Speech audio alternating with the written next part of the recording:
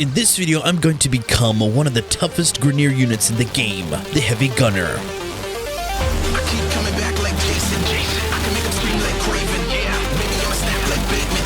Let them face with this all, don't face them. Blade to the neck, no shaving. Pandora's box damnation.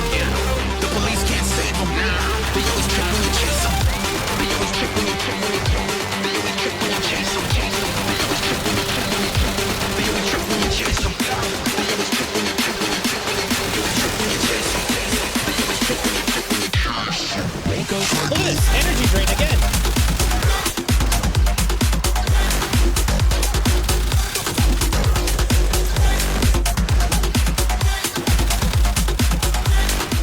Before the video, a quick word from today's sponsor.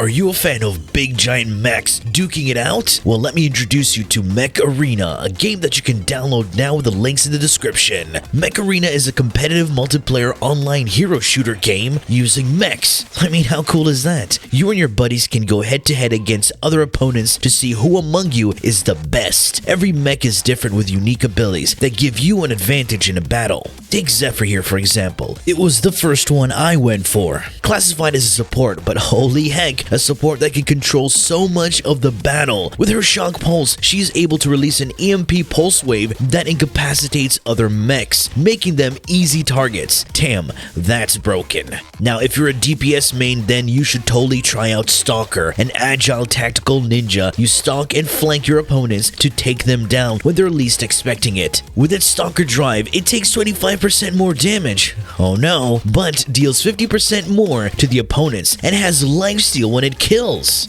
There's a lot of things happening in the game right now, including the new clan feature, a battle mode called Free for All, a new weapon called the Nade Launcher, and so much more. There are also some cool upcoming events that are going to drop limited edition skins and other new gear. I highly recommend you jump in now before it all kicks off. And for the new players, it's completely free to play on Android, iOS, and PC. And you can use my personal link or scan the QR code to get a free starter pack worth $30. You get the Rocket Motor 6 weapon, an amateur crate, and a skin to help kickstart your game. Thanks for Mech Arena for sponsoring this video. Download Mech Arena today.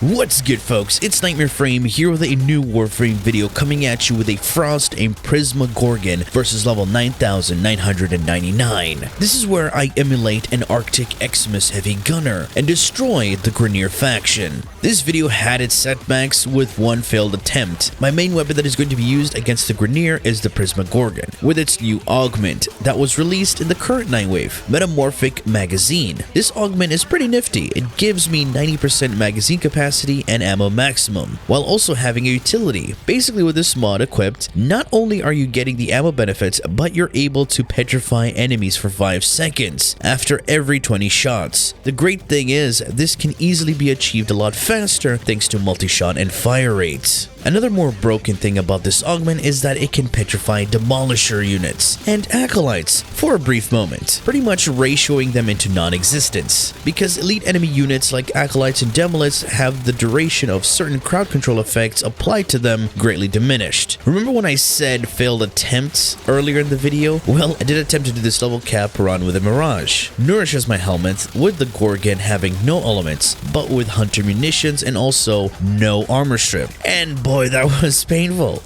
I had to endure a 12 to 20 seconds time to kill value when I hit level 5k Demolists, which is quite a disappointment. I did do some tests with a similar loadout, but with Rhino and his Roar, and the TDK on level 200 was also quite slow, which was a bigger letdown. The reason being is that the weapon isn't that great of a weapon, and it definitely needs damage buffs for it to be carried hard. But I can safely say the weapon with the previously talked about Mirage and Viral Hunter Munitions loadout will shred level 9k fodder units decently without armor strip. I know that's copium, but hey, meaning it does have some ability to scale. However, after that flop of an attempt, I did go go again with a different loadout and idea. I didn't want to run Nourish because, let's be honest, it's kind of the current hype Helminth ability at the moment. I needed two things. I needed a Warframe with an ability that can provide me with a particular elemental combination, saving me a mod slot on my Gorgon, along with an armor strip that doesn't require too much power strength to mod and can armor strip Demolists permanently. And that's where Frost came into play. Frost has his first ability augment called Freeze Force. This augment applies the cold elemental damage multiplier on your weapons, meaning it gives your weapons a cold mod, similar to Shock Trooper, Venom Dose, Fireball Frenzy, and Smite Infusion. So yeah, this gave me a cold mod on my weapon without modding for it, and its fourth ability can permanently strip enemies within an AoE and crowd control them by freezing them. Well, this was perfect. All I needed now was a damage multiplier, and that's why I decided to go with Eclipse as my helmet. Now you see, Eclipse can be finicky and specific, but has a higher damage ceiling, and to have better consistency with lighting to give you a better increase in damage with Eclipse is to use these settings. Enable Enhanced and disable dynamic lighting. Reminder, this doesn't make you have the damage buff all the time, just better lighting to make your Eclipse give you a better buff. Eclipse gives you a final damage multiplier on all your weapons, allowing them to deal considerable amounts of damage. This also affects your consecutive outgoing damage, and also I'm not dealing with damage over time, so Roar and Hunter Munitions isn't needed. What this means is I am dealing flat viral damage against cloned flesh Grineer units. When Grineer have their armor stripped, their health becomes cloned flesh, and it takes 75% of bonus damage from viral. And when you proc viral on enemies, that viral damage is multiplied even more because the viral status effect debuffs the enemy, having it take more damage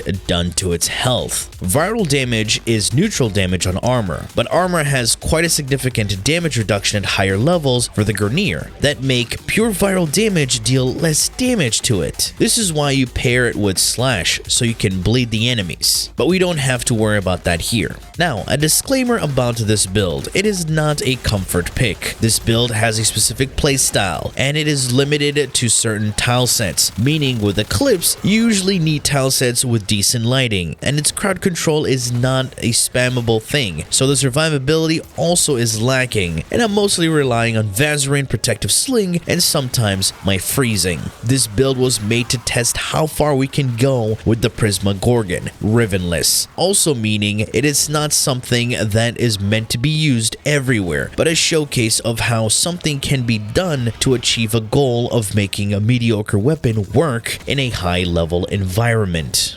Alright, let's take a look at the Frost build so that the weapon build makes more sense. The Archon shards are 2 Amber shards for the casting speed to replace natural talent because his 3rd and 4th ability don't have the best animation, and 3 red Archon shards for the 30% power strength increase. In the aura, I have growing power for the 25% power strength upon proccing a status effect on a target. Add transient fortitude and umbral intensify, and now I have a total of 254% ability strength. This brings my Eclipse buff to a 382% weapon damage multiplier. Prime Sure-Footed in the X-List for the knockdown and stagger resistance, Primed Flow for the energy pool, Streamline for the efficiency as his 4th ability is quite expensive to cast, Primed Continuity to counteract the negative duration from transient, and this gives my freeze force 51 seconds and Eclipse 31 seconds. Speaking of freeze force, this is the first ability augment for the cold elemental damage, rolling guard for the 3 seconds of invulnerability and status cleansing, and finally stretch. This is only used for the 4th ability to give it a 21 meter radius. Arcane energize for the energy recovery, and arcane acceleration for the 90% rifle fire rate increase. As you know, my main DPS weapon is the Prisma Gorgon. This weapon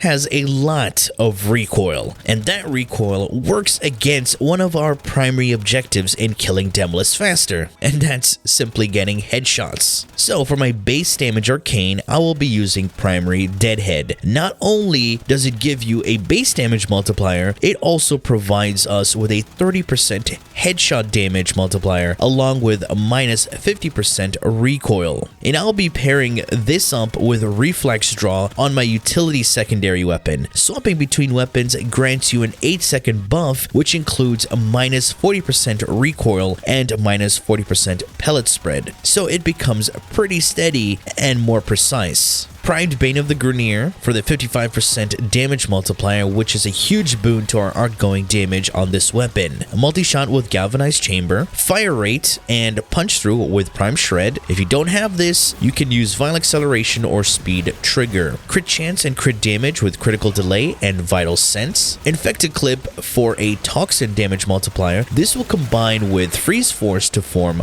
Viral. Galvanized Aptitude for the additional damage that will double down on my outgoing damage, as I'll be priming enemies with my utility weapon. Metamorphic Magazine, the augment increasing my ammo pool and magazine capacity, while also giving me the Petrify status effect. And lastly, Vigilante Supplies for the ammo mutation, and being part of Vigilante set mods, this gives me a chance to hit an additional critical tier. For my companion, I do have the Jinn, the usual basic build, for some survivability and utility mods, along with its augment that allows it to revive when it dies. It also has the 2 synth mods for the passive reload when the weapon is holstered. Additionally, the main reason I'm using a Sentinel is because I can benefit from the Vigilante set mods equipped on a primary Sentinel weapon. The remaining Vigilante mods add on to the set bonus to further increase my chance to hit a higher critical tier. And my secondary utility weapon used to prime the Demolus is the Epitaph, but modded differently. It's going to be a gas and electric build, and as I'm adding the cold damage from Freezing Force, I will get gas and magnetic. There's no need to worry because we're also getting forced cold procs from the quickfire mode on the Epitaph, along with Blast. This further increases the damage multiplier on my Galvanized Aptitude. I highly recommend a dark energy color if you're going to be using a gas Epitaph. I did use corrosive and heat in the footage because I forgot to swap, but still did a level cap. But the damage would have been way better. The focus school is Vazarin, used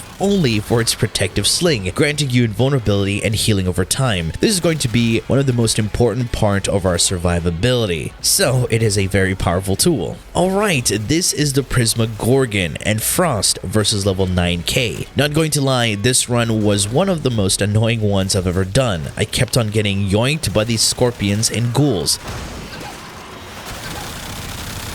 Oh my god! Stop pulling me! You...